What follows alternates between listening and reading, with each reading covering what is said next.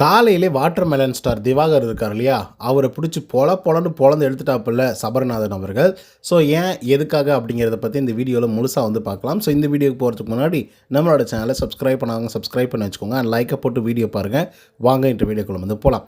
நம்ம தர்பூசணி ஸ்டார் திவாகர் வந்துருக்கார் இல்லையா, அவர் வந்து கிச்சனில் ஆல்ரெடி ஒரு பிரச்சனை வந்து போயிட்டு இருந்தது. கெமி அப்புறம் வியானா. ஸோ இவங்க 2 பேருக்குள்ளே யார் வந்து அதிகமாக குக் பண்ணுறாங்க, யார் வந்து அதிக நேரம் கிச்சனில் இருக்காங்க அப்படின்னு சொல்லி ஒரு சண்டை வந்து போயிட்டுருக்கு.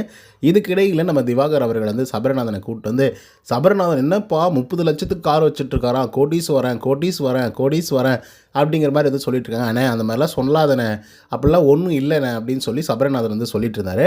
கொஞ்சம் வெக்கப்படுற மாதிரி சொல்லிட்டு இருந்தார். அதுக்கப்புறம் என்ன ஆகுது அப்படின்னு பார்த்தீங்கன்னா, என்ன ட்ரிகர் ஆச்சுன்னு தெரியல சபரிநாதனுக்கு.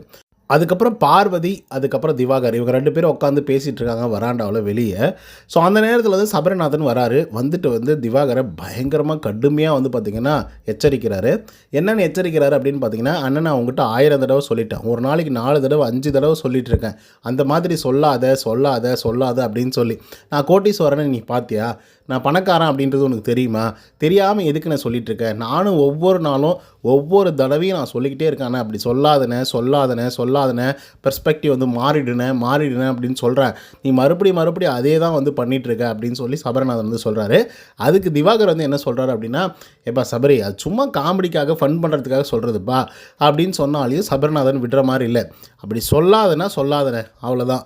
என்ன நீ வந்து என்ன டாக்டர் தானே, மாட்டு டாக்டரா நீ, அப்போ நான் மாடுனே, என்னை வந்து நீ ட்ரீட்மெண்ட் பாருனே அப்படின்னு சொன்னால் உனக்கு எவ்வளோ கோவம் வருது, எவ்வளோ இது இருக்கும்.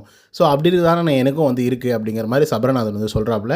அதுக்கு திவாகர் என்ன சொல்கிறாருன்னா, உன் மேலே இருக்கக்கூடிய பெர்ஸ்பெக்டிவ் கூட தான் மாறிடுச்சு, நீ என்ன என் மேலே இருக்கிறத மாற்றுறது அப்படிங்கிற மாதிரி சொல்கிறாரு. நீ கூட தான் கேங்கெல்லாம் போட்டுக்கிட்டு நேர்மை எது நியாயம் எது அப்படின்னு தெரியாமல் உன் பாட்டுக்கு வந்து பேசிகிட்டு இருக்க அப்படின்னு சொல்லும்போது, அப்படியே கூட இருக்கட்டும், ஆனாலும் நீ இப்படியெல்லாம் பேசாதுன்னு எனக்கு பிடிக்கல, நான் ஆல்ரெடி உங்கள்கிட்ட பொறுமையாக நிதானமாக நான் வந்து சொல்லிட்டேன், பட் இருந்தாலும் நீ மறுபடியும் அதே வந்து சொல்லிட்டு இருக்க, எனக்கு அது பிடிக்கல அப்படின்ற மாதிரி சொல்கிறாப்புல. அதுக்கு வந்து திவாகர், நான் காமெடியாக தான் சொன்னேன், நீ வந்து சும்மா கேங் சேர்த்துக்கிட்டு நியாயம் எது நீதி எதுன்னு தெரியாமல் வந்து பேசிகிட்டு இருக்க அப்படின்ற மாதிரி திவாகர் வந்து சொல்லிகிட்டே வந்திருந்தார். அதுக்கப்புறம் வீட்டுக்குள்ளே வந்து கூப்பிட்டாங்க சபரிநாதன், அவர் வந்து போயிட்டாப்புல. ஆக்சுவலாக இந்த பிரச்சனை ஒரு சாதாரணமான ஒரு பிரச்சனையாக உங்களுக்கு வந்து தெரியும்.